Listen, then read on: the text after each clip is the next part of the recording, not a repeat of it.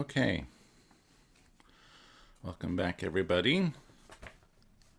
So I think we're up to this reading from the Milinda Panha.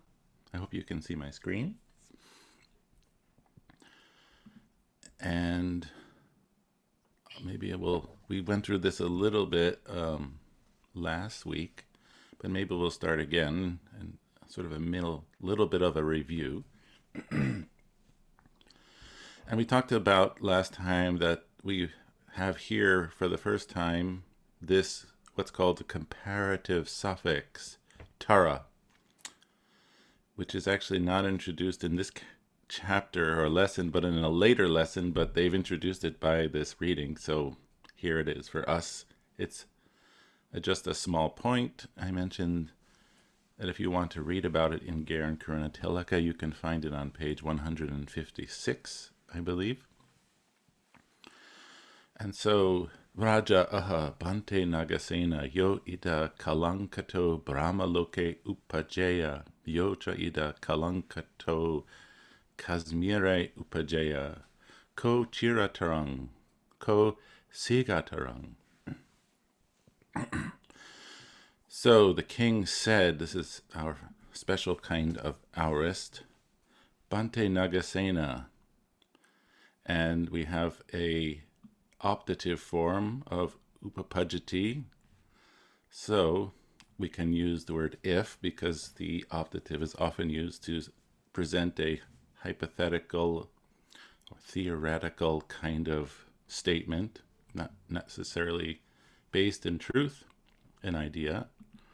So if one kalankato, having died, right? So this is a special sort of polite compound we see in Pali, constructed of the past participle of karoti, kata, and the word for time. So having made one's time, having done one's time, is having died. So yo kalankato, if one who has died would arise, upajaya, locative, in the Brahma world, Brahma loke, or if one here would arise in Kashmir, ko chiratarang, which would be longer or slower. So chira is long, and siga is fast or quick. And this ida, which means here, is not a sort of geographical here, but it means in this case. Right? You see that very often used that way. So if somebody dies and they have these two destinations, the question is which one would be longer trip? So the answer from Bante Nagasena is Samakang Maharaja. That's the vocative, O great king. And samaka means the same or equal. And we have this word sama with one M. It means the same or equal. With this ka suffix, it's the same. It seems to be sort of an adverbial accusative. And the king replies, Opamang karohi. And we see here our polite form of imperative for the karoti. Please make an opama, a simile, right? Because this is how we see over and over again things explained in the Pali Canon through simile. And so the reply comes, Kuhing pana Maharaja tava jata nagarang ti. So Kuhing is where, great king, jata nagara. So a nagara is a city. Jata is past participle, born. So it means the city of one's birth. And tava is the genitive of tvang, of you. So where is your birth city? And the answer is Ati Bante Kalasigamo Nama Tat Ahang Jato. And so last session there was a little bit of a discussion whether this city named Kalasigamo should be thought of as the village called Kalasi, or rather maybe the village itself is called Kalasigamo. Not clear to me. I'm not entirely sure. I looked it up and it seems like there's reference made to a city by this name as a whole thing. And so perhaps it's called Kalasigamo. Doesn't really matter, but that's what I think. And so Atti, there is this place called Kalasigamo, a village named Kalasi. Nama is called Tata Ahang. There I was born. And so we see this past participle. Often it seems to function kind of like a verb more so than a participle. I was born. There, I was born there, in Kalasigamo. Okay, and so then the next. Kiva Duro Maharaja, Itto Kalasigamo Hoti. So, Kiva, how much? And Duro is far. So, how far, Itto, from here, Kalasigamo is. So, in other words, how far away is Kalasigamo from here? The answer, Dve Matani Bante Yojana Satani.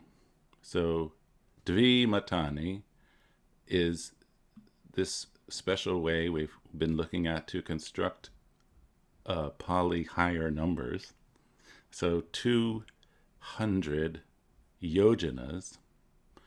But we have this other piece, mata, which has the sense, I think, of around, about, approximately, more or less. That's my understanding of this. So he says about 200 yojanas. I'm not sure how long a yojana is. There seem to be various theories about that. It doesn't really matter exactly how many kilometers it might be for our purposes here grammatically. And then the next question, Kiva Durang Maharaja Ito Kashmirang Hoti. And how far away from here is Kashmir? And notice, by the way, that the noun, the city name, Kalasigamo, is a nominative masculine word. And so we have Duro. But Kashmirang seems to be a nominative neuter word. And so it's matching here in the ung suffix ending neuter nominative. And how far away from here is Kashmir? Dva dasabante yojanani. So this is the number for 12. 210, 2 plus 10, 2 and 10, 12. 12 yojanas. Much closer. Okay. And so, Inga Tvang Maharaja, Kalasigamang Chintehi, Chintito Bante. So Inga is this sort of exhortive sort of phrase, word, means now then, or do this, something like that. Come on. Then you, great king, Chintehi, think about Kalasigama. Right? This is an imperative. Think of Kalasigama. Chintito, right? This would be past participle. Matching in the masculine, because we've just said that it is masculine. I've thought of it. Ingatvang Maharaja, Kashmirang Chintehi, Chintitang Bante. Now go ahead and think about Kashmir. Notice how it's matching in the neuter. I thought of that. Okay. Katamang Nuko Maharaja, Chirena Chintitang, Katamang Sigatarang Ti, Samakang Bante. And so, which indeed is, which took a longer time to think about, right? Chirena. Instrumental here, which was quicker, but here we still are using the comparative suffix, right? So thinking about these two cities, which one took longer to think about? Samakang. They took the same amount of time. Okay, so as if this would prove his point, he continues, Evamevako, Maharaja, yo ida kalankato brahma loke upajaya, yota ida kalankato kasmire upajaya, samakang yeva upajanti. So in the same way, if one would arise or be reborn after death in the Brahma world, or if one would, after death, arise in Kashmir, they would be the same. They would arise the same. But apparently, the great king is not fully satisfied with this answer. So he says, Biyo opamang karohi, right? Another. Biho is another. Make another simile. Give me another simile. Okay. And so he continues. Tung king manyasi Maharaja, dve sakuna akasena gacheyung, tesu eko uche ruke nisideya, eko niche ruke nisideya. We'll stop there for a second. This is a very long, a little bit complicated sentence. And so first we start with our familiar Tung King Manyasi Maharaja. What do you think about this? Or what do you think, great king? And here we are using our optative form of gachati, plural, third person plural. So we can use in English if, right, hypothetical.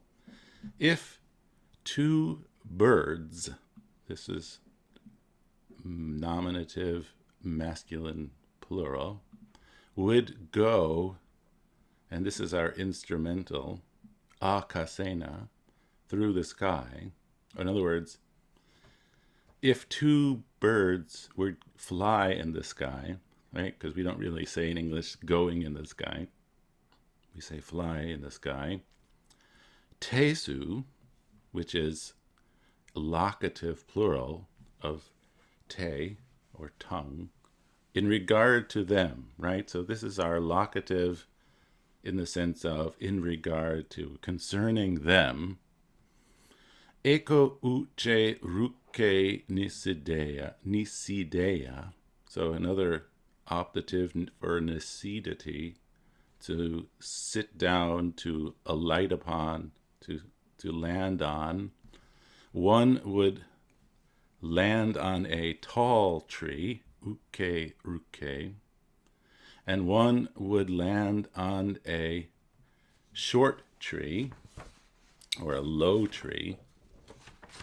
Tesang samakang patitanang katamasa chaya patamatarang pataviyang patitateya. Sorry, that's hard for me to say. Katamasa chaya chirena pataviyang patitaheya.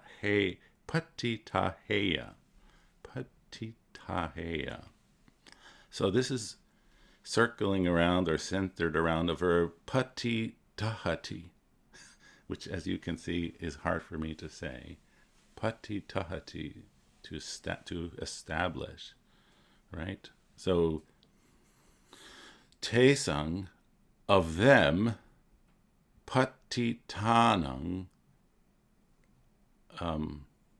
So this is the past participle, established, also in the genitive, of them established at the same time. In other words, that they landed at the same time. Right? So tesang patitanam, genitive plural. Katamasa chaya patamatarang pataviyang. So here, Chaya is a shadow. It's a feminine noun, and so it's a feminine singular noun. So the shadow of them, but this is the question. So which shadow, right? Which shadow would land or would be established, patihateya, and then here, pataviyang, upon the earth, right? So this is a locative of the patavi, which is the earth, feminine long I, and then patama tarang. Patama is first. It's the ordinal number for number one, I think. So which shadow of them would be established first, and which shadow would be established chirena, after a while, right? So these birds land on these two trees, the sun is shining, and so because they are of differing distances from the ground, the question is, which one would cast a shadow quicker? And the answer is, at least according to the king, samakang, the same. Of course, I guess in modern day physics, we know this is not exactly the case, because in fact, the speed of light is a finite amount. But it's kind of irrelevant here, I guess. And so the conclusion drawn, evam eva ko maharaja, yo ida kalankato brahmaloke upajeya, in the same way, one who, if one dies and is reborn in the Brahma world, yo cha ida kalankato kashmira upajeya, and if one dies and is born in Kashmir, samakang yeva upajanti, they would arise at the same time. And then our familiar ending, kalo si, which is kalo plus asi, you are clever, bante nagasena. So that is this reading. A little bit intricate in this piece over here, I understand. Are there any questions about this? Was this clear? Was this challenging? Catherine, do you have a question or a comment? Yes, Stephen. Patama Tarang. Yeah, Patama is first. right. Tarang is early. So can it be earlier? Yeah, or for earlier or first. Earlier, because there's Taram. If it's only first, it will be Patama only, right? Well, it's a comparative suffix, and so it's used to compare two things. And what is being compared here? The first bird, or the first shadow, and the second shadow. And so I think that's why we have this comparative suffix. Firstly, first, earlier. I think earlier is okay too, but patama does mean first. And Pataviyang on the ground, is it okay? Yeah. Earth, same, okay. On the ground, yes. On the ground or Okay, on the thank earth, you. it's the same. Diane? A question between Chinti-to and Chinti-tung. Yes. I think you translated them both as I thought of it. Is that correct? Yeah, I think so. Does that coincide with what you thought? I thought Chinti-tum was thinking. Well, No? I think what would you describe the difference between Chin-ti-to and Chin-ti-tung to be? That Chinti-tung was a present participle and Chinti-to was a past participle. Well, to me, I think they're both past, but I think the difference is that Kashmir is a neuter. And so it's referring back to Kashmir, so it has to match in the neuter. But I don't think it's changing time tense. So Chinti-to, I thought of Kalasigamo. Chinti-tung, I've thought of Kashmir. Okay. but it has to match in the gender. Okay. We had that up here, right? We had kiva duro kalasigamo, kiva durang kashmirang. But these are not, this is not an accusative, it's a neuter nominative.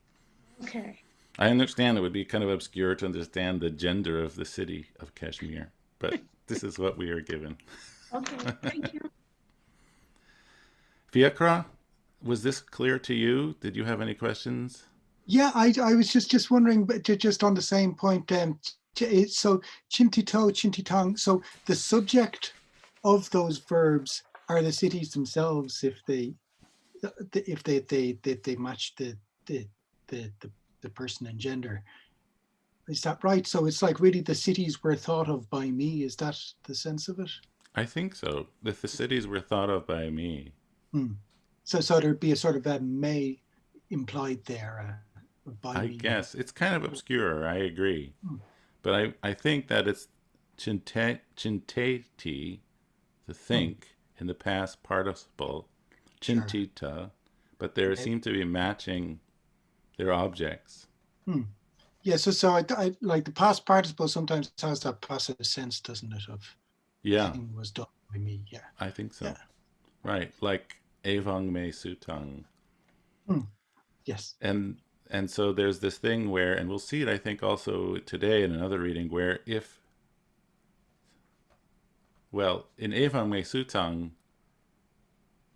there's no object expressed, and so in that case, it's expressed the participles in the neuter, but that's not quite the same as in this sentence.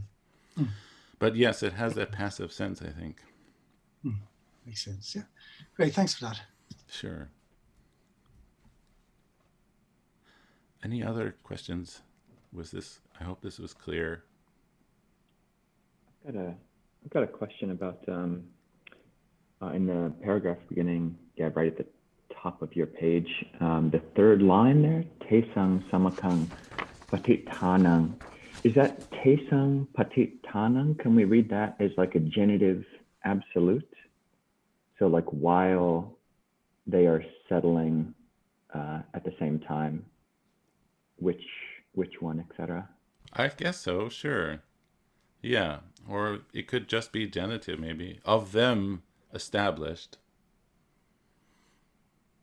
Okay. I don't know, maybe. Yeah. I mean, the sense of it, I think, would be the same. Okay. Of them established at the same time is literally what it says.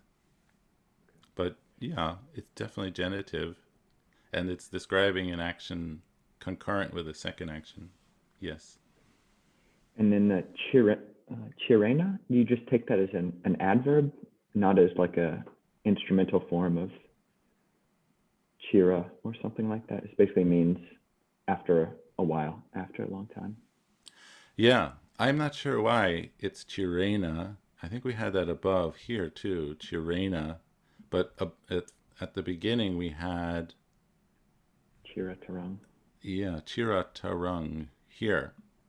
Yeah. I actually have to admit I'm not quite sure why it changes, why they're different.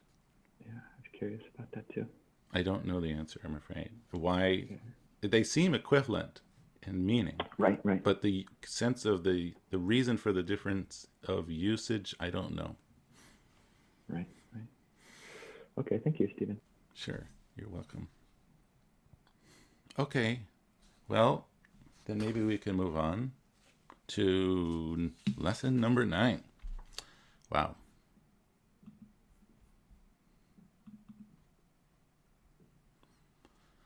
And we have a very famous sutta. I'm sure one that you've all have heard of, Mahapadesa Sutta, which is now, I guess, nowadays translated as the 4 Great References. I think this sutta, or this teaching, is also in the Mahaparinibbana Sutta. So we know that this must be significant if it occurs in various locations. And it seems like it would be analyzed and understood as Maha plus Appadesa. And Appadesa would be something like a statement, an argument. So, who'd like to begin for us to read and translate?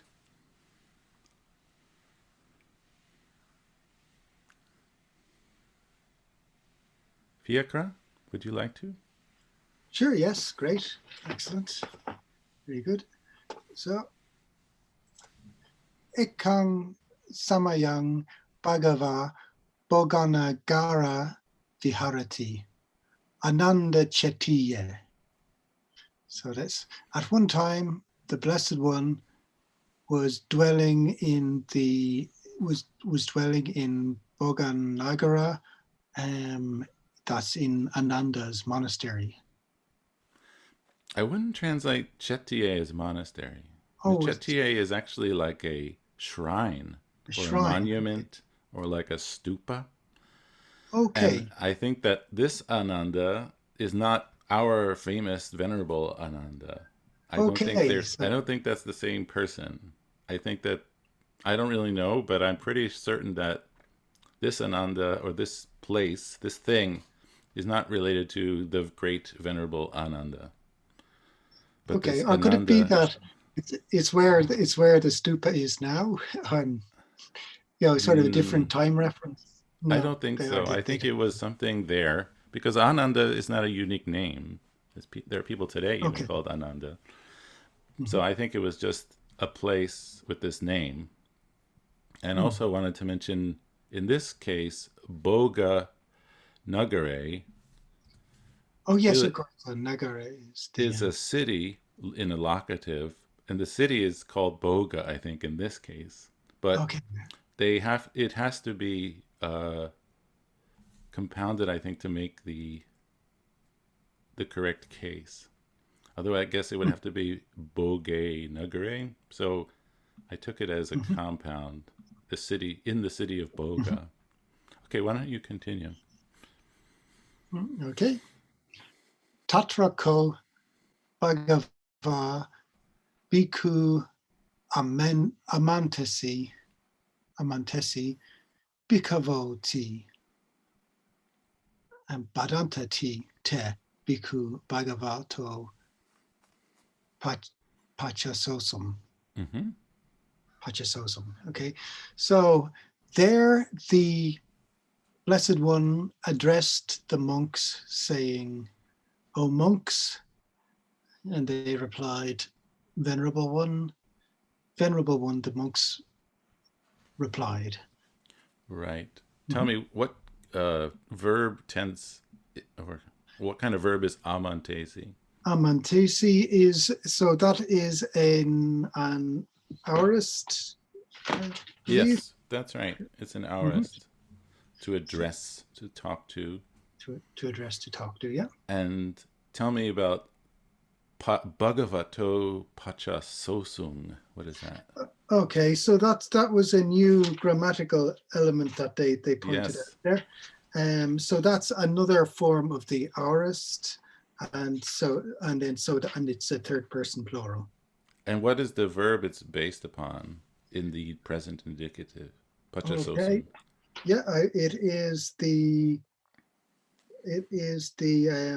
pati sunati. Yes. And can you, or if anyone, like to tell us how pati sunati becomes pachasosung, like grammatically? Like, how did that happen? We're just told that it's irregular, but there must be a logic to it. Yeah. Well, it says that it has a different stem in the past. It has pachaso as the stem in the past, and then we're adding this this aorist on there, and then osung. It's similar to the aorist, the asosing one. So you're just adding osung onto pachaso, and that's how I get it. Yeah, I mean, that's the idea. So the verb, as you said, is pati sunati. And so the prefix is, of course, pati. That's the sense of going back. Sunati is to hear, and this has the sense of to reply back to. And I think when it's compounded with the prefix pati, the root would be shru, S-R-U, in that Sanskrit shra sound is suppressed with the R.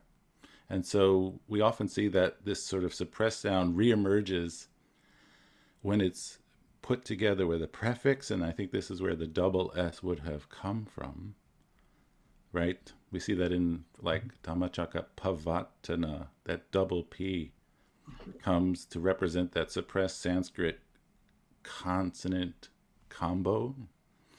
So when pati gets attached to an aorist, it moves to pach.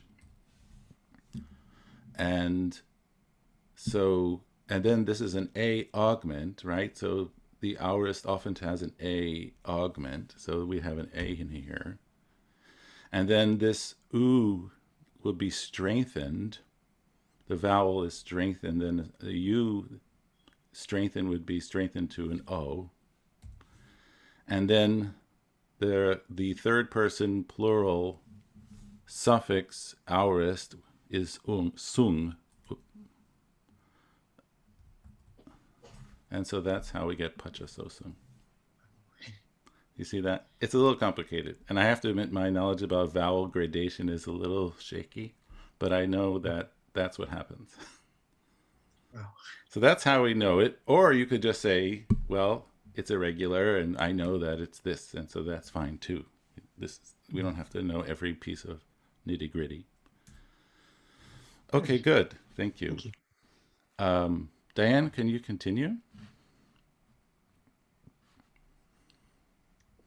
Bhagava eta davocha chataro me bhikave mahapadese dese sami tam sunata sadhukam manasi karota vasisami. Mm-hmm. So the Blessed One said this. So eta davocha, that's aorist with the A augment. Yes? Yes. So chataro me is, chataro is four, and the apostrophe there is for ime. These four, O monks, I will teach, desesami, I will teach, that's future first person plural. I will teach these four great statements or great references, the Maha Apadese. Tam Sunata, the Sunata is imperative. Listen well, sadhukam, to that. Manasi karota, also imperative. Pay careful attention. Vasisami, I will speak. Okay. I have to say, I think the sadhukang would go with manasi karota. I would group those together. So Okay. tung sunata, listen to this, right?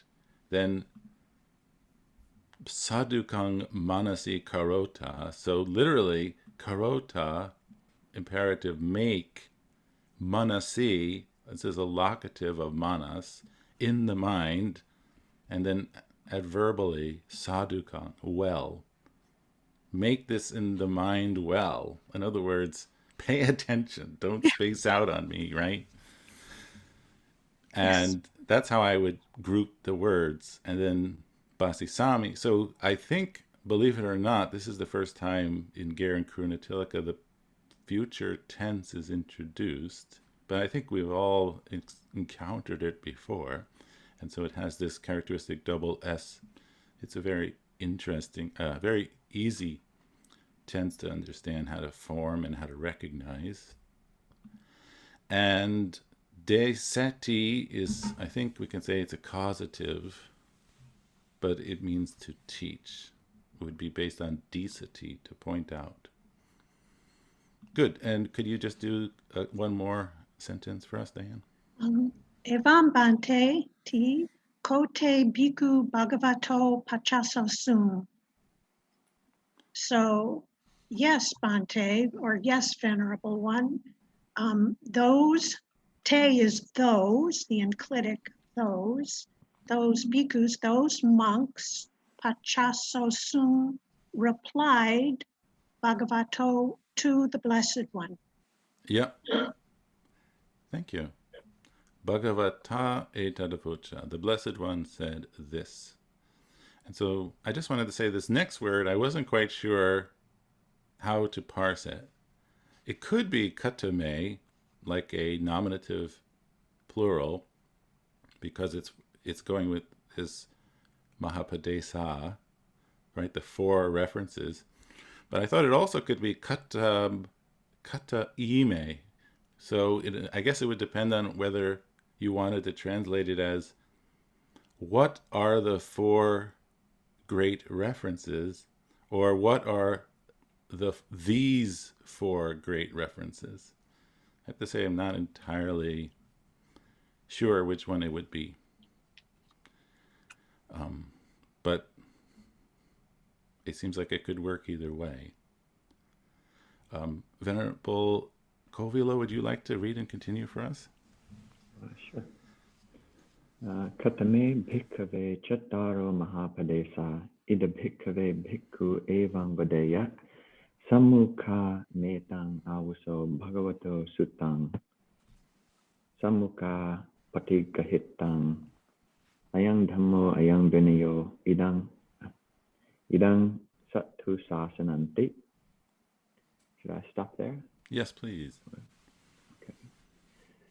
So yeah, you went over the katame beginning clause, or beginning question. So ida here, O monks, and again here in this case, bhikkhu evam vadeya, a monk, vadeya might speak, optative evam thus. And then here comes the quote, indicated by the T way at the end. So sammukha metang avaso bhagavato sutang. So friend, vocative, etang, this was spoken, soon past participle, bhagavato, by the Blessed One. Is that instrumental? Bhagavato. I think it's actually genitive dative, but I think in English we would translate it as instrumental. The true instrumental form would be Bhagavata. Bhagavata, okay. I think. But this would be spoken, literally be of the Blessed One. Spoken of the Blessed One, okay. But I think, but I think we would translate this as you said, in an instrumental sense. Okay. And it looks like sammukha is an indeclinable, meaning basically face to face. So this was said by the Blessed One, may, with that etang, maybe as a dative to me, face to face with the Blessed One. Ramana, this, if I want to talk, I should unmute. I think somebody, hold on, I need to. Bonita, could you mute your mic, please? Okay, sorry, Venerable. Can you say that one more time? Yeah, so just may, meaning to me. So this etang was said, sutang, may, to me, dative, face to face, sammukha as an indeclinable, of the Blessed One. So yeah, and I was so vocative. And then sammukha, face to face, it is received. Literally, yeah. It could be also like learned or accepted. Learned is learned. And that's accusative. Yeah. And then this is ayang dhammo, this is the dhamma, ayang vinaya, this is the vinaya, this is the teacher's instruction, the sasana, or the dispensation, taparisa of the satu, of the teacher. Right. Thank you. So this compound this is our new class of nouns introduced in this lesson. Those AR, sattar, would be the form we would find in the dictionary.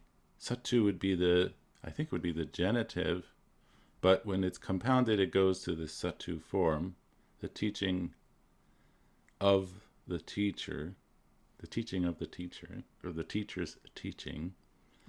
Samukha, it looks like an ablative, but perhaps it's indeclinable. Sutang is neuter, but I think it might be a neuter nominative, and not a accusative. Neuter nominative. So, as you said, samukha has the sense of in the presence of, or face to face. So this, by me, face to face, heard of the Blessed One. This was learned by me, face to face. So yeah, Bhagavato, it seems like it would be a genitive dative, but it does have the sense of instrumental. Let me look at how Venerable Bodhi has translated this sentence. In the presence of the Blessed One, I heard this. So here he's putting Samukha and Bhagavato together. In the presence of the Blessed One, Metang Sutang, I heard this. So that would make more sense to explain the case. In the presence of the Blessed One, I heard this. In his presence, I learned this. This is the Dhamma, this is the Vinaya, this is the teaching of the teacher. Good. Thank you, Venerable. Catherine, you have a question? Yes, my translation is, in the presence of the Blessed One, O friend, these have been heard and learned by me. Then Okay. this is the doctrine, this is the discipline, this is the dispensation of the teacher. Right. Dispensation is that special Buddhist word which doesn't really work in English, but we use it. Because for me, dispensation means like a special permission. But we understand this, we use this word dispensation to mean teaching for some reason. Or just, this is the teaching of the teacher. Yeah, right. Okay. Okay, good. Sarah, would you like to continue? Oh, sure. Okay, so we're on Tassa. Yes, please. Tassa bhikkhave, bhikkhuno vasitang neva abhinanditavang napati kositavang. I'll just stop the first sentence there. Mm-hmm. So we have Tassa, and it's this of this.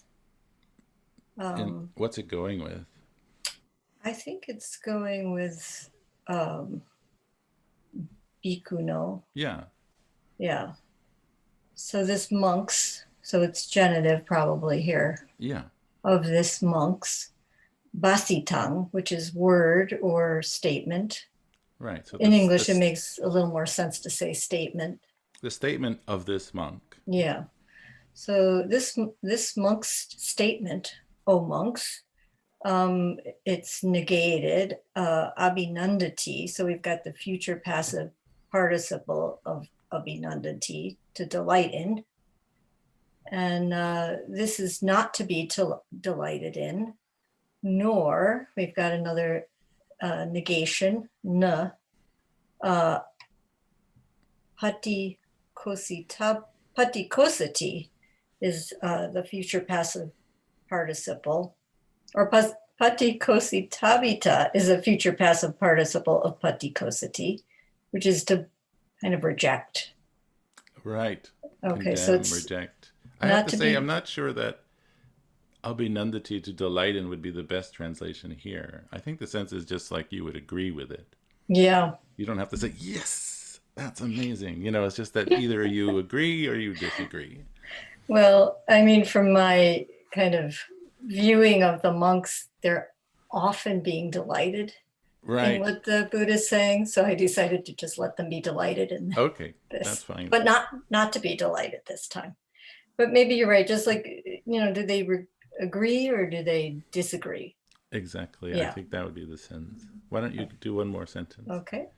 So anabhinanditva apatikositva tani padabhyana janani sadukang ugahetva sute otare tebani vinaye sandasetabani. Yes, an interesting sentence. Yeah, it's a good tongue twister. So we have, let's see, not having agreed with. This is the absolutive of the verb. And then also the absolutive of pati kosati, not having agreed or disagreed with. These pada bhyanajani is a combination of pada and bhyanajana, like phrases or words. Yeah, I think think bhyanjana. Bhyanjana, sorry. So it's plural form, it's neuter. And I think That's this is a dvanda compound then? Yes. If it's words and phrases, okay. Right. So let's see, these words or expressions, they have been it's the absolute of ugaheti. They have been well learned. So I'm putting the sadukang Right. with ugaheti. So for having been well learned, and then, there's a sequence to be checked, basically to be brought down, which is otare tabani. It's the future passive participle again of otareti, which I think really means to memorize. Basically. It has the literal sense of actually going down into. Okay, so it's like being brought in or brought down. But in the sense, it's like the word is going from monk to monk orally. Well, I mean, it's an interesting usage. So this verb otareti has the sense of to descend into, literally. But I think what's meant here is to look into, check into it. Look into it, okay. And this is the causative also, yes. Right? So to cause to be looked into. And then also... to cause to descend into... or cause to descend into... would be to kind of to check into. To check into the vinaya, or the sute, which is in locative, the sutta in locative, into the discourse.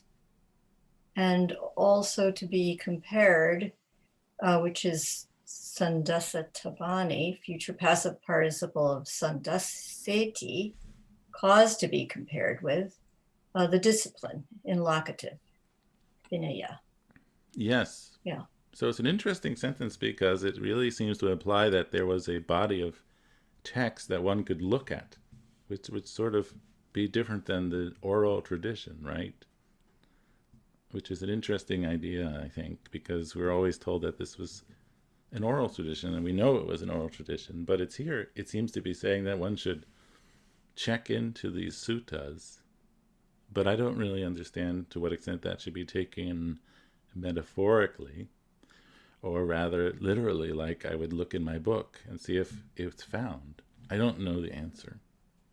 But yes, your translation is fine. So we have these two absolutives, not having agreed with and not having disagreed with.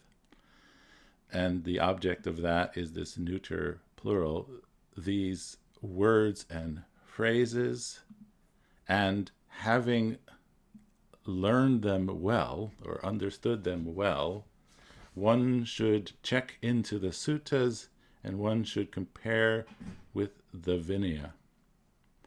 Right. Lisa, would you like to continue? Sure.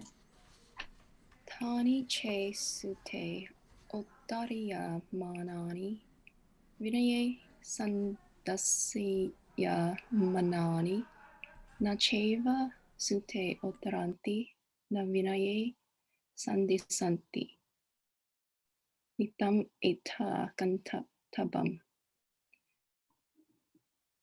Should I keep going? Sure. Okay. Atta idang nacheva tassa bhagavato vacharang arahato samma sambuddhassa. So we have che, if those, and then we have ottariya manani. I took this word as a passive. It's like a passive. We just, as in one of our grammar points, the iya, passive present participle. Yes. So if those are being entered, entered into the sutta,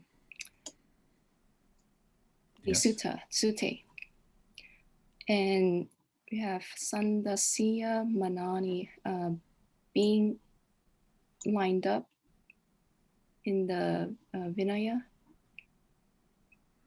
and they do not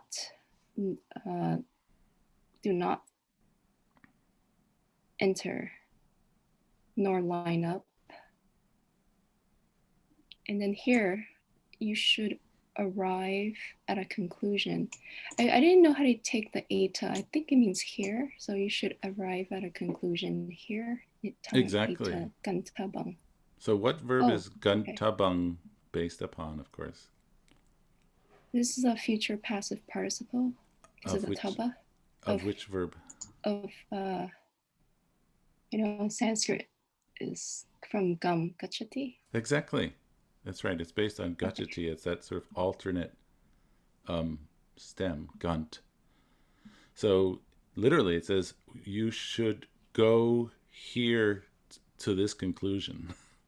In other words, you should make this conclusion, as you said. Yeah. So let me read Venerable Bodhi's translation of this sentence, because it's a complicated one, just for reference. If, when you check for them in the discourses and seek them in the discipline, then he has in square brackets, you find that they are not included in the discourses and are not to be seen in the discipline, you should draw the conclusion. Okay, and then can you continue with this, Lisa? Atta irang nacheva tassa bhagavato vacharang. So atta here is a inclinable, so certainly or verily, certainly this is not the word of the Blessed One. The perfectly and completely enlightened one. But there's one more clause in this sentence, right? Oh, it's not in the book. Sorry, I've stuck it in. It's my fault, because it was just ellipses, I think, in the reading, right? But I stuck it in. I'm sorry, it's my mistake. It's not your mistake. Imasa cha bhikkhu no dugahitang. So by this monk, it's incorrectly learned. It seemed important to put that in there to kind of make the sense of the sentence, but our book has left it out. But sorry. And can you do the last sentence for us, Lisa?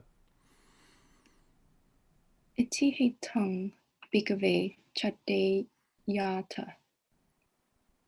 So it has been, let's see, no, indeed, monks. And then the chaddeyata, that is I guess a second person plural optative. It's definitely an optative. Yeah. From chaddeyati, so discard. Maybe it's a third person plural. They should discard. I think they, I'm not sure. Chaddeyata. I know it means it should be discarded. It should be, I think it's based on chindati, cut out, discarded. So thus, this indeed should be discarded. Chaddeyata. I have to admit I didn't look into that. Who can tell us what case, what number and person is chaddeyata? I think it's second person plural. That's what my notes say. So Second you. person. You speaking to the monks, you should discard this. You should Yeah. discard it, this a tongue. Okay. You all should discard a tongue. This. Okay. Thank you, it. Sarah. Thank you, Sarah. Yeah. Good. Okay. Well, if that wasn't clear, maybe we should do it all over again in the converse. Tet, would you like to read it for us? Nice to see you. How is everything Sure. going for you? Yeah, not too bad. Okay, good. We're thinking of you. Thank in you. Thank you. Myanmar. Thank you. Idapana bhikkhave bhikkhu evam vadiya samukha metam avuso bhagavato suttam samukha patikkahitam ayam dhammo ayam vinayo idam sattu sasananti. Ida is here, pana is moreover, bhikkhave is the vocative, bhikkhu evam vadiya. Vadeya is the optative, evam is thus, bhikkhu a monk would say this or thus, samukha in the presence, that will go to Bhagavato of the Blessed One, me metam me etam suttam. So thus I have heard. Avuso is the vocative, brother. Samukha patik kahitan. Thus I have received, thus I have learned in the presence. Ayam Dhammo, this is the doctrine. Ayam Vinayo, this is the Vinaya. Idam Sattu Sasananti, this is the teaching of the teacher. Yes. Can you continue? Shall I go? Okay. Please. Tassa bhikkhave bhikkhuno bhasitam neva abhinanditapan napati kositapam. So bhikkhave is the vocative, O monks. Tassa bhikkhuno bhasitam, what is said by the monk, neva abhinanditapan, should not be rejoiced at. Okay. Should not be agreed. Napati kositapan, should not be rejected. Yes. Keep going. You're doing so well. Okay, thanks. Anabi nanditwa, apati kositwa, tani padabhyanjanani sadhuka okahitwa, sote or tapani vinaye santassetapani. And abhinanditwa, having not rejoiced at, having not agreed, apati kositwa, having not rejected, tani padabhyanjanani, these words and syllables, sadhuka okahitwa, sadhuka is like the adverb well, okahitwa, learn, having learned these words and syllables, sute, this is the locative in the sutta, ordari tapani, should be descended into. So these words and syllables should be descended into the suttas. Vinaye santasse tapani, should be compared with the Vinaya, in the Vinaya. Yes, exactly. Very well done. Thank you. Thank you. Bonita, would you like to continue for us?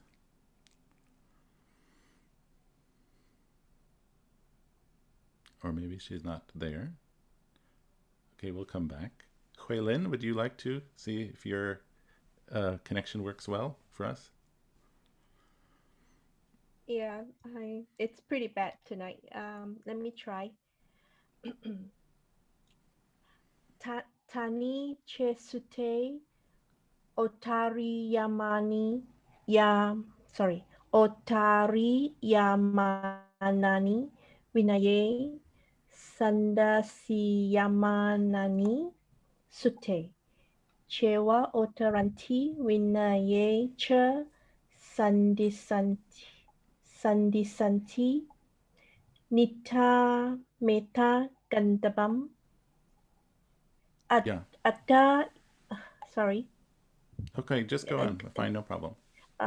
Yeah. Gandabang.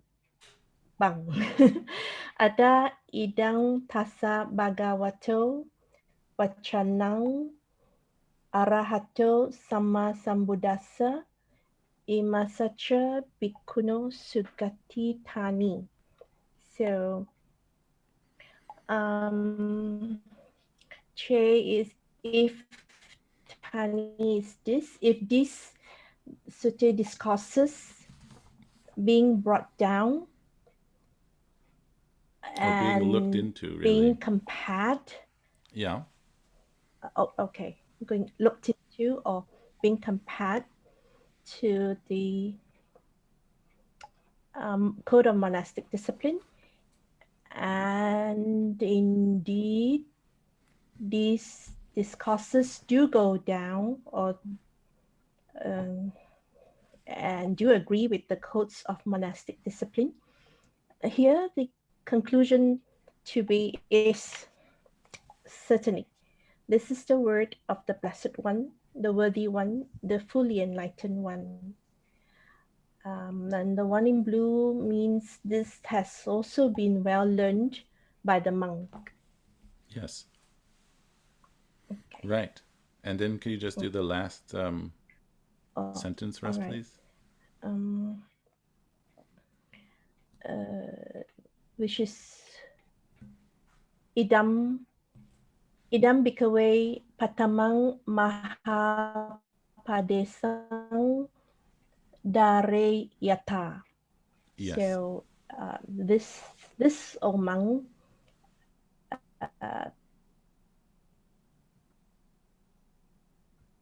put it as statement, or now I know it's reference or bear or remember. Right. So dareti, the verb, has the literal sense of to bear, to keep, but it has that sense of to remember. Remember, yeah. It's keep in the mind. Right. Yes. So this should be remembered as the first great reference. Very good. Thank you. Thank you. Okay. Are there any questions on this rather complicated reading?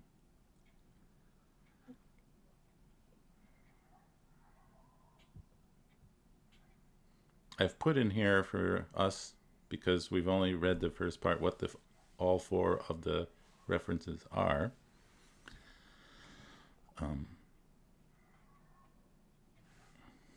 Okay.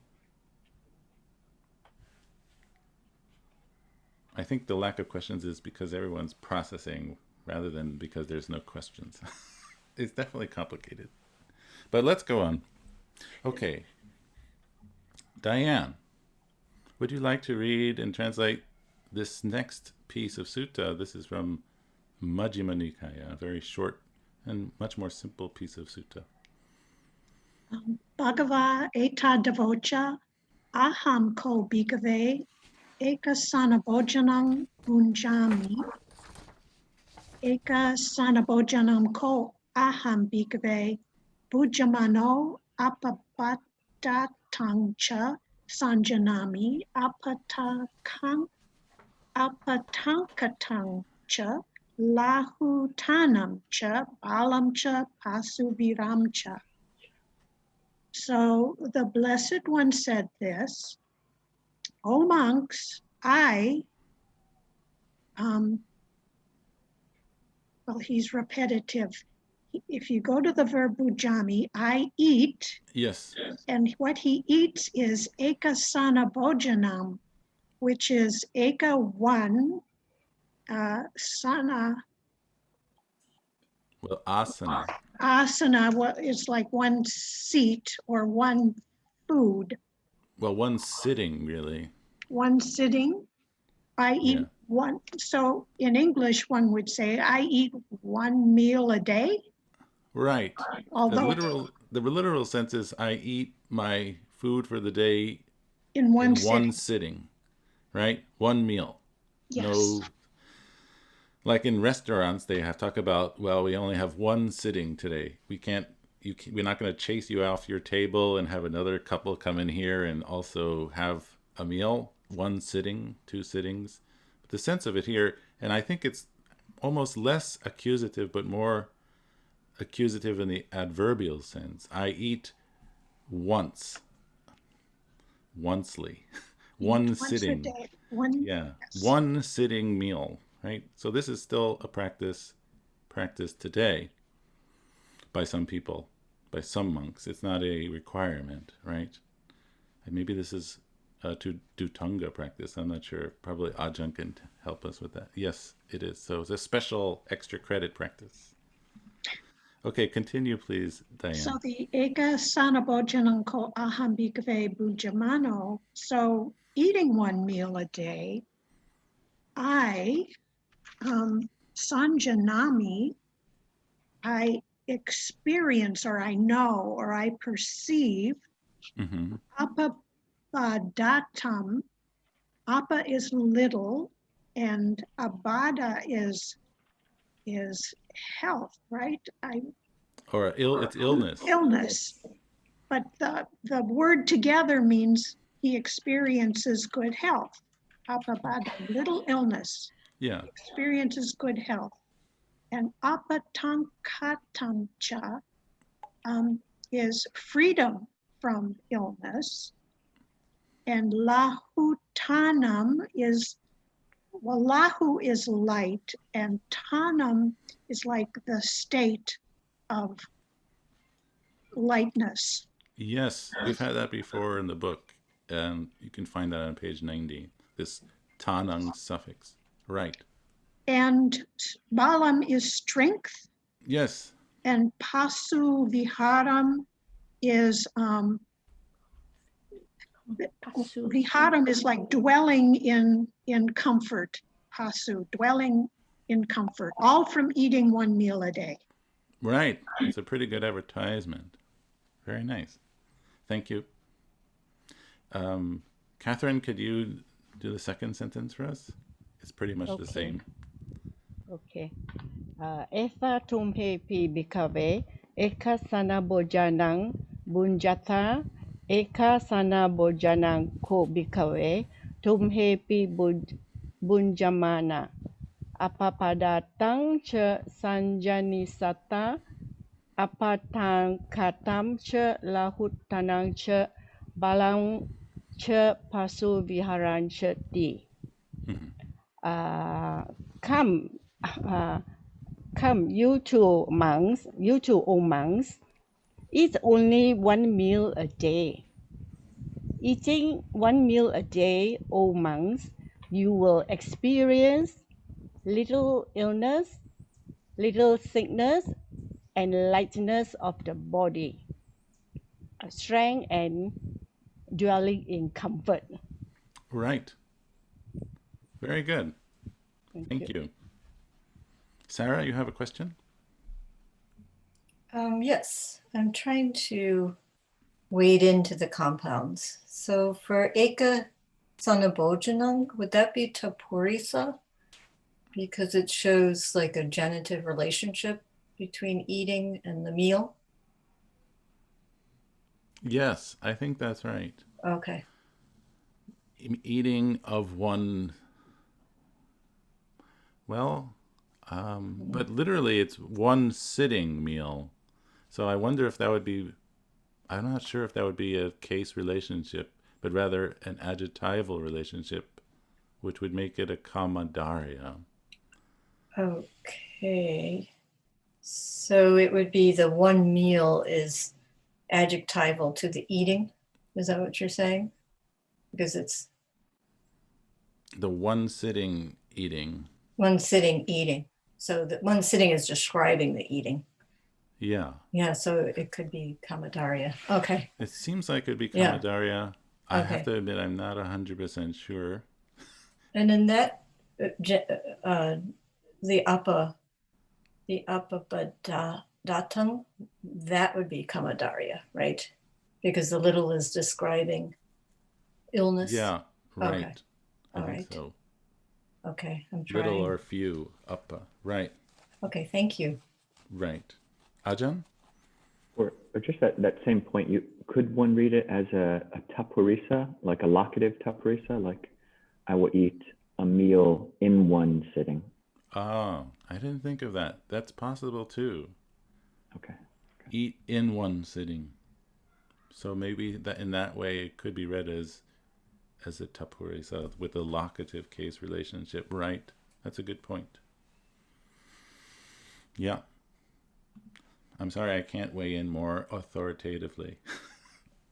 I find this hard to get exactly right myself. But it's interesting to think about because it always helps us understand how to understand the word. Right? Okay. Well, we have a little bit more time. We can keep going. We can do some of our Dhammapada verses. So this is a whole bunch from the Papa Vaga, evil. And we have this interesting optative form of karoti, kaira. But I think in the verse it should be pronounced kaira.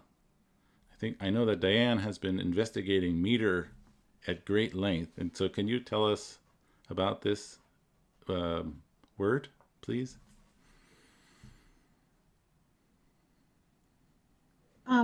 Well, both kaira and kairata are optatives according to number 7, page 101. Right. They probably would all be forms of the more obvious optative would be kareya with the double Y. Which is used in regular language, but in in prose, but in poems, the letters got shuffled around. Yeah. So that the R was pushed way back and the Y was forward. And is in this verse, do you think it should be pronounced kaira or kaira? And why? Yes, kaira, and then in the third line, if you will, it would be kairata. Yes. And why would we leave out the vowel sort of in the first line? Meter. Yeah. Because all of these have there are 8 syllables in each line. So can you read for us then in Pali 117? Papanche puriso kaira, natam kaira punapanam, natam hi chandam kairata, duko papasa uchayo. Yeah. Ba-bum, ba-bum, ba-bum, ba-bum. Right. So we have to read kaira because otherwise we would have one too many syllables. But it's funny because in 117 it's kairata, but in 118 it's kairata to make the meter fit.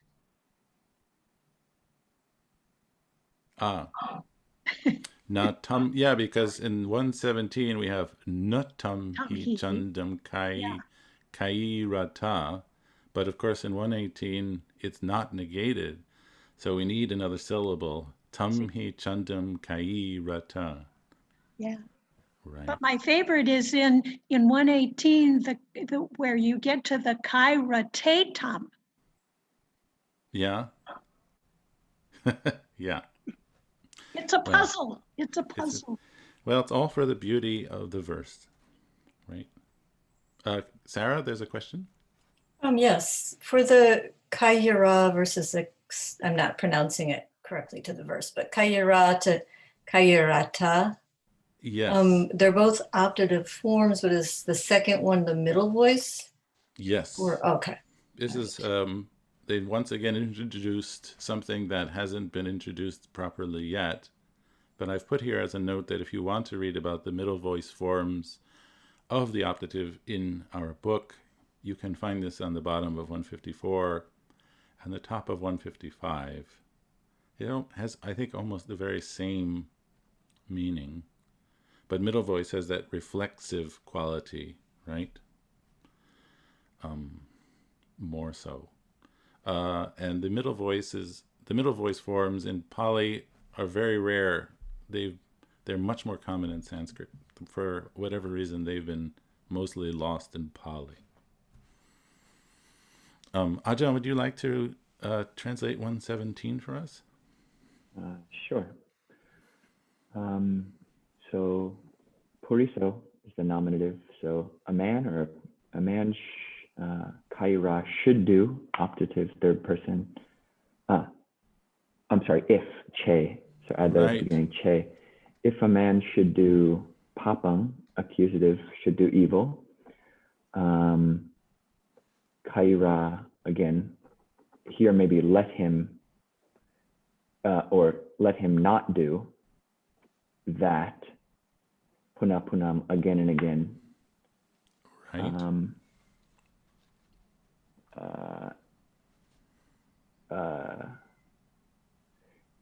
Kairata, I think we're saying second person plural. I think So it's you a third it's still a third person. Okay. A third person optative middle voice. Okay, so he should not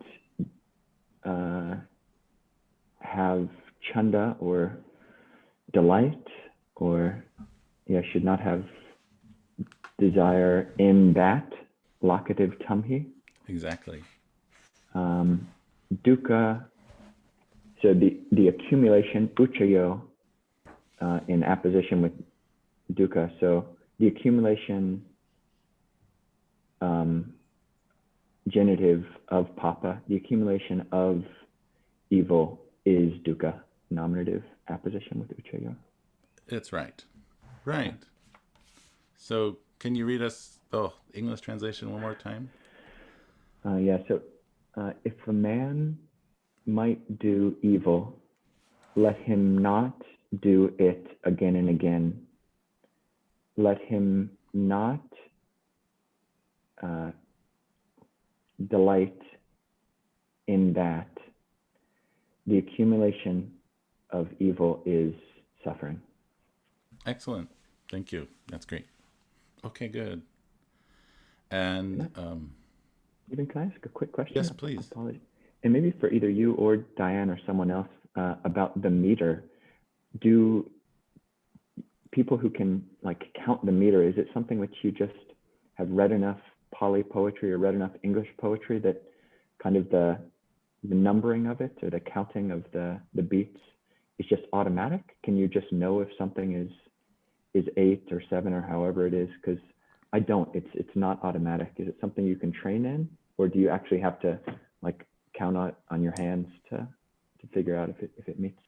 Well, I often count on my hands all the time, but that's not something I'm proud of. I think that there's several types of meter found in the Dhammapada. I think by far the most common one is this one, which is called shloka, or I think Pali it's siloka. And that has this weak strong in 4 groups of 2, right? That would be 8. And so you can start to count it up. But there are some cases where, even in these for today, I didn't quite understand which meter it was because it didn't all add up. I mean, it's easy to sort of count up the syllables, but it's not always easy to understand the correct meter in terms of the name of it. It's a whole subject which I have to say I don't know very much about, but I'd like to learn more. And I think it's hard to learn from books. I think it'd be much easier to learn from somebody who would just sort of recite it for you. Diane?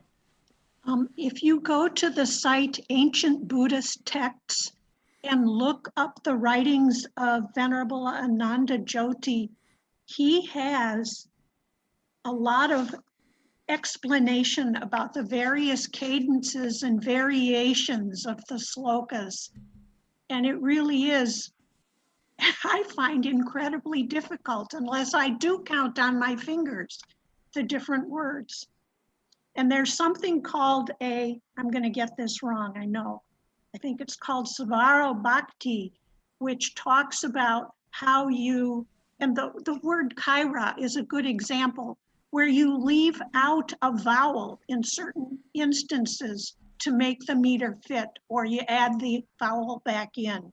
It's very complex and scientific. It's scientific. It's a whole beautiful art form. Yes. And Savara Bhakti. So Savara is a Sanskrit word for vowel. In Pali, Savara is Sara. And I think the sense of it is that a vowel comes separated out, taken out. So yeah, there's like a whole world of study here that can be done. It is very scientific and beautiful. Sarah? I was just going to say, can't we tap the foot like you musicians do, right? Well, I mean, the first challenge is we have to understand how to pronounce the words. But it works kind of both ways, because when we understand the meter, we're then informed how the words should be pronounced, because they thus have to fit the meter. So by understanding meter, we learn how words should be pronounced. Yeah, I was just thinking in lieu of counting on your hands, maybe you could tap your foot. Just a suggestion. Does that work for people? I mean, I can't make it work in my experience. Like you mean counting the syllables? Yeah, well, the counting I can do, but like the actual tapping, because it's not always like long, short, or emphasized, non-emphasized. Like puriso, I mean, that's short, short, long, which becomes weird if you try to tap it. But it's actually papan chepu riso kaira. So it has to be, the scansion has to go across the whole line. Papan chepur riso kaira. Natang kaira puna punang. Natang hichan danang, or here, Natang hichan dan kairata duko papa sa uchayo. So just like learning how to do scansion for English language poetry, like Shakespeare even, who writes an iambic pentameter, which is quite similar to sloka, it takes practice, and it takes, you have to get a rhythmic feel for it. But as I said earlier, like in here, in 120, it looks like we're starting in shloka. Badro pipasati papang yava badrang napachati yada chapachati badrang ata badro badrani pasati. So somehow we've changed the meter here, and my question is why? And my answer is I don't know. So I don't understand this fourth line metrically, I'm afraid. And so work in progress, Pali meter. Okay, but let's go back to Pali translation now. So Vyakra, could you read and translate 118 for us? Sure, yes. Okay. Punyang chepuriso kaira, kairat etang puna punang. Tam hi chandang kairata, suko punyasa uchayo.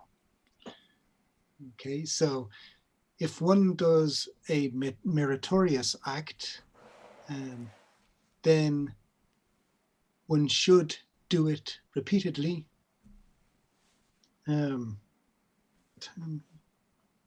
So one should make a desire for it, or one should wish for it. It is good, it is sukha to gather merit. It is pleasurable, it is it is, yeah, it is pleasant to gather merit. Oh, sure. Okay. And what case is tongue he? Just to check. So I was just going with tongue is a accusative singular with just tongue with he at the after it. No. Oh, You missed Ajah's last one. He gave it correctly as it's a locative. Okay, so that's So it's a pitfall. It's a trick. It's a tricky spot because we might think, oh, it's tongue plus he, but it's actually tongue he is the locative singular form. Sure, it is. Yeah. So yeah, in that. Yeah. In that. In that. Yeah. Okay. So do not create a desire in that. Is that the literal? Well, it's not negated though. Oh, sorry. Yes, in this case, sorry. In the above case, it was, but in this case, yes. Create a desire in that. Yeah. Right. Okay. Yeah. And then. Okay. Good. Tet, would you like to do 119? Sure. Papopi pasati padram, Java papa na pachati, Yada cha pachati papang, Atha papo papa ni pasati. Papo is a fool. No. Well, a bad person, really. A bad person. B is the emphasis even. And then pasati is C. Padran is good. So a bad person even sees good. Right. Jawa is as long as. Papa na pachati. Papa is the bad deed. Yes. Na pachati does not ripen. Yes. As long as a bad deed doesn't ripen, even a bad person sees good. Yada cha pachati papan. Yada when. Yada cha pachati papan. When the bad deed ripens. Atha papo papani pasati. Atha then papo the bad man sees the bad deeds. Right.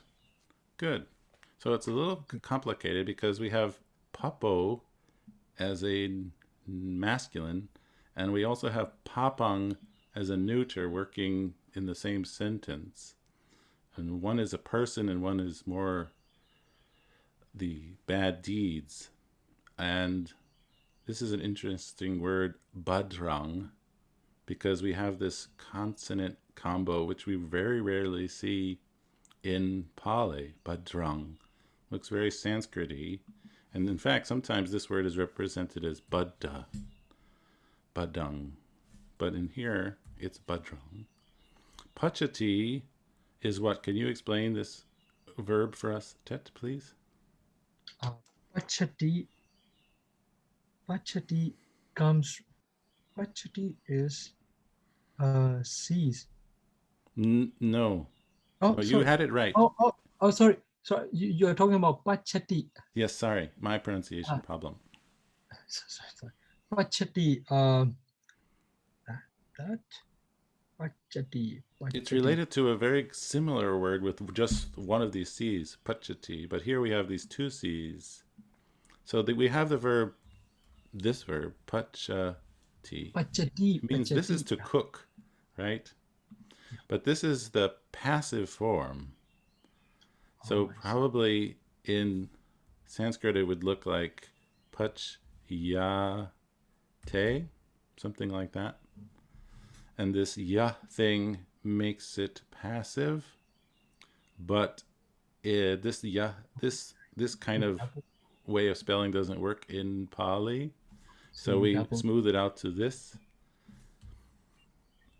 So the idea of, I don't know what happened.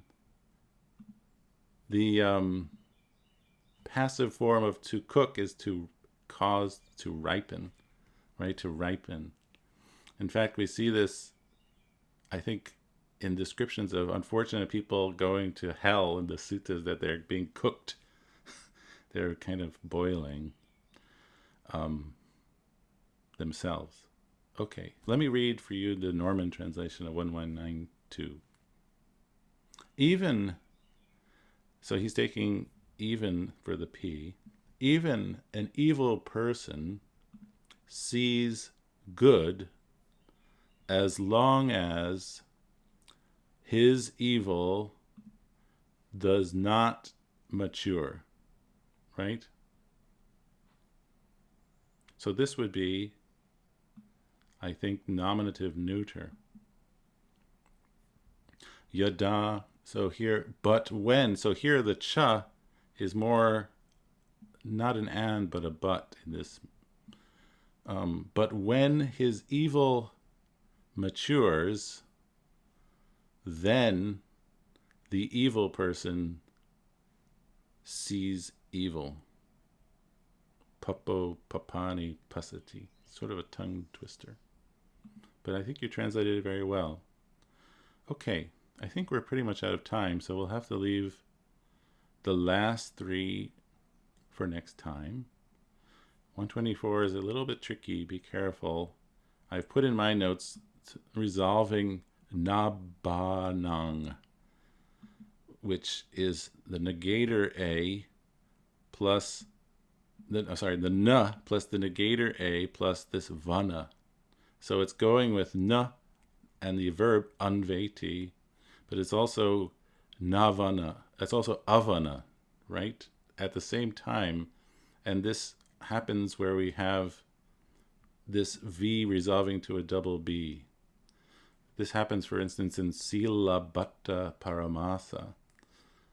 So Sila and Vata would be the original words, but it moves to this double B, Sila Bhatta.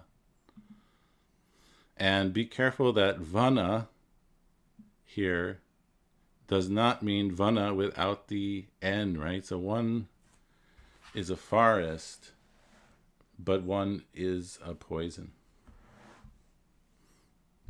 A wound. So those are things to watch out for. And so we will take them next time. If there are any final questions about what we covered today?